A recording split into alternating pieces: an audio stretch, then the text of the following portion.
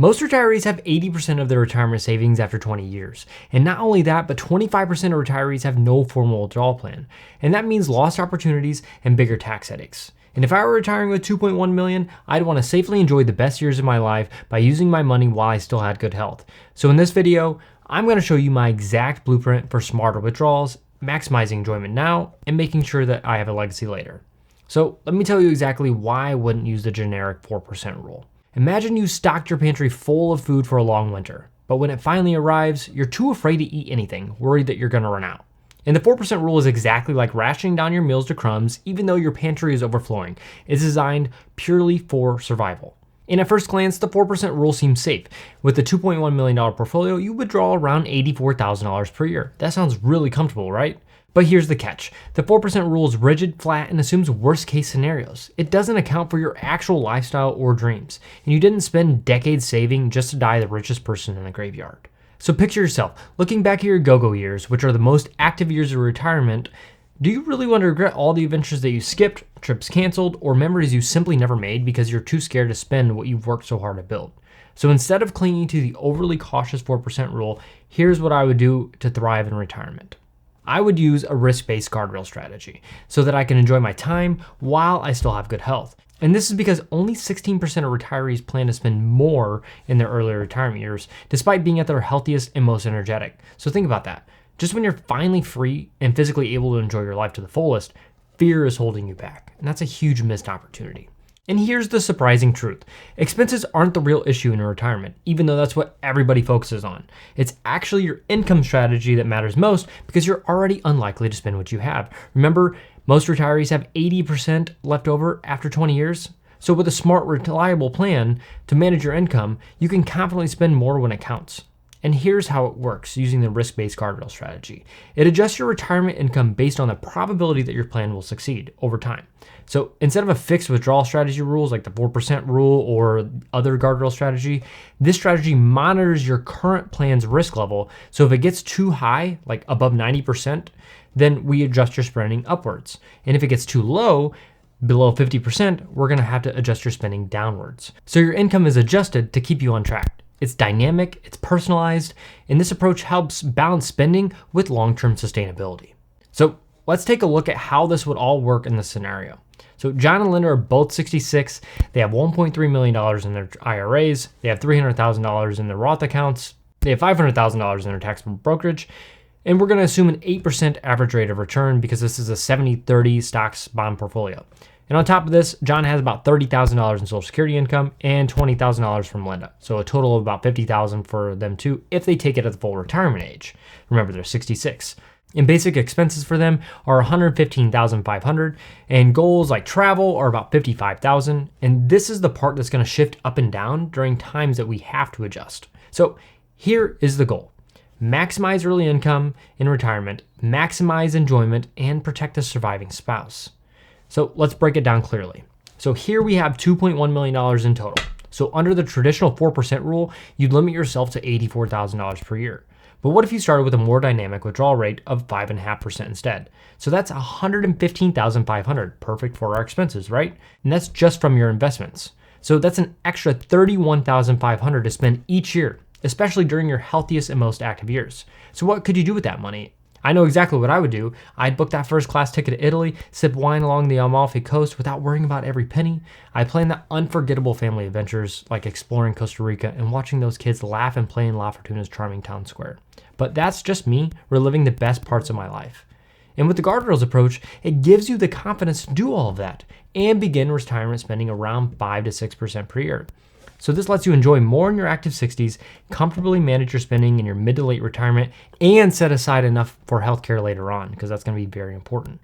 So it's a strategy designed to bring you joy, flexibility, and control, the retirement lifestyle that you deserve. So now that you have a clear idea of how much you can spend from your portfolio, $115,500, the next big question is, which accounts do you actually withdraw this money from? So most retirees withdraw from their accounts without a clear strategy, resulting in higher taxes, increased Medicare premiums, and less money overall in retirement. So now you have a choice. Deciding which account to withdraw from first can seem overwhelming. So let me simplify it for you. So imagine your retirement accounts as 3 buckets. You have your traditional IRA bucket, withdrawals means immediate taxes. Your Roth IRA bucket, withdrawals are tax-free, but you're going to lose tax-free future growth. And your taxable brokerage account, which triggers capital gains taxes. And it's easy to feel stuck between these options because most people default from pulling from the IRA first. After all, it's really meant for retirement, right? But here's the problem. I've seen retirees panic about required minimum distributions and drain their IRAs too early, paying tens of thousands in unnecessary taxes and driving up their Medicare premiums or IRMA. And this is exactly what we want to avoid. So there's a smarter withdrawal order, a strategy that lets you spend more and keep more of your hard-earned savings. So here's how it works step by step. And to keep it simple, we're only going to look at the first 5 years of retirement. So step one, we're going to start with a taxable brokerage account. What I would do is set aside enough cash each year to cover about 1 year worth of expenses. So for the first year, I would have about $100,000, likely in a money market fund or high yield savings. Think of this as your freedom fund. It's replenished annually from your taxable brokerage account. And this bucket covers your predictable spending, keeping things simple and worry-free. So what we have here is the withdrawal from our accounts. So as you can see, the taxable account only lasts for about 5 years, and then we have to start tapping into the traditional IRA. So we have $138,000 coming out in year one, year two is $132,000, year three is $136,000. And where do you get these funds from exactly? Well, you start with $100,000 in cash, and then we move to selling investments proportionally so you don't affect your investment allocation, because that's very important.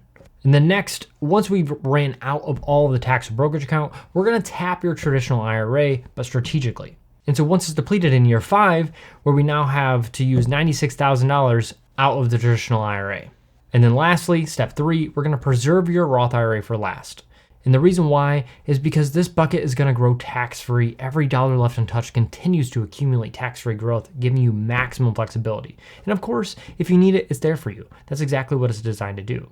And by following this strategic withdrawal order, taxable brokerage account first, traditional IRA second, and Roth IRA last, you're going to reduce your lifetime taxes, control your Medicare premiums, and protect your surviving spouse. So in short, you get to spend more, worry less, and enjoy your retirement you've worked so hard for.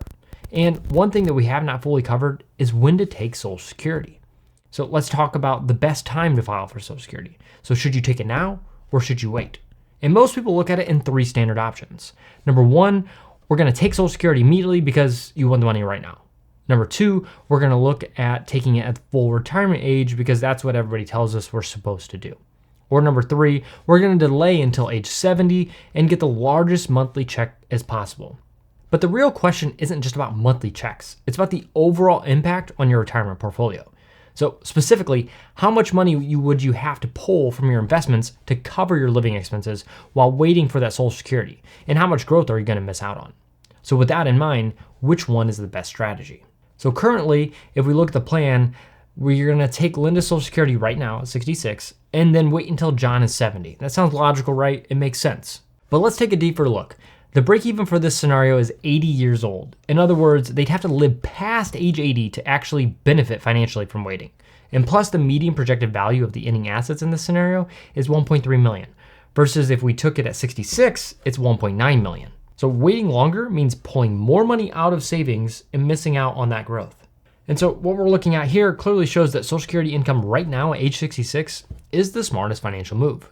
We gain immediately monthly income, we protect the portfolio from withdrawals, and allow the investments to keep growing. And so one note, just want to give you one quick side note. One important thing to remember is the widow's penalty. So when one spouse passes away, you lose the lower of your 2 Social Security checks. That means you'll need to replace that lost income from your assets, and ideally, not just from your IRA withdrawals. So by preserving more of your investments now, rather than waiting to take Social Security, you're going to have a stronger financial cushion to manage that future income gap comfortably. So let's recap on the best strategy used for this situation. So 1, we're going to take both Social Security incomes now at age 66. We're going to preserve the portfolio so that it grows. And we're going to plan carefully for the widow's penalty by keeping more assets available. So this approach gives the highest median ending value and the most financially flexible, and the confidence that your retirement plan is truly optimized. So let's quickly recap the action steps to build a retirement that's secure, flexible, and enjoyable. So number 1, spend more in your early years of retirement. This is what you've worked so hard for. Your healthiest, most active retirement years are right now. You won't get these back. So create a clear spending plan that intentionally takes advantage of your portfolio's strength without risking long-term security. So could you imagine spending an extra $30,000 in the first few years of retirement? And then we have withdraw your money in a tax smart order. So one of the biggest mistakes retirees make is withdrawing from the wrong accounts at the wrong time. So remember the optimal order. First, taxable brokerage accounts. Second, traditional IRAs or 401ks. And last, your Roth accounts. So following this sequence helps you minimize taxes and maximize your portfolio's longevity. And then next, we have maximize your Social Security strategically and where it counts, and that's your portfolio. Don't just delay Social Security because everyone says so. Instead, carefully calculate what makes sense for you. So in this scenario, we're taking both Social Security checks now because this provides the best balance between immediate cash flow and long-term security. Figuring out the right withdrawal strategy requires personalization, not just general advice. It's best to understand exactly what you can do rather than follow failed rule of thumbs like the 4% rule, even if it could work in your situation. So if you saved well and want to minimize your taxes, watch this next video where I break down how to significantly reduce your taxes in retirement without sacrificing lifestyle or legacy.